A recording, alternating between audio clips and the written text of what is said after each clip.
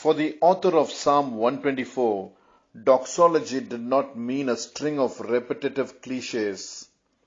His doxology preludes a declaration, namely, verse 8, "Our help is in the name of the Lord, who made heaven and earth." Name here refers to the revealed character of God. Then Moses said to God, "If I come to the people of Israel and say to them, 'The God of your fathers has sent me to you,' and they ask me, 'What is his name?' what shall I say to them?" God said to Moses, "I am who I am." And he said, "Say this to the people of Israel, 'I am has sent you.'" Exodus chapter 3, verses 13 and 14. In this psalm, the psalmist speaks of two characteristics of God, namely, God is with us and God is our help. He definitely saves us from our sins. He rescues us from troubles, not always by removing them, but also by strengthening us to endure it. The early American Indians had a unique practice of training young boys.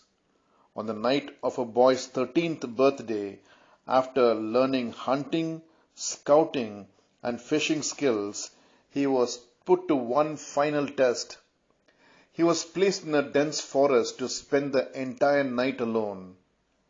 Until then, he had never been away from the security of the family.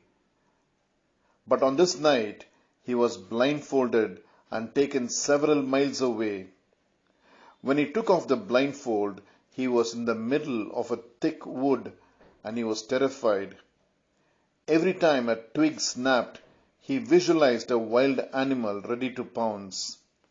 After what seemed like an eternity, dawn broke and the first rays of sunlight entered the interior of the forest. Looking around, the boy saw flowers, trees, and the outline of the path.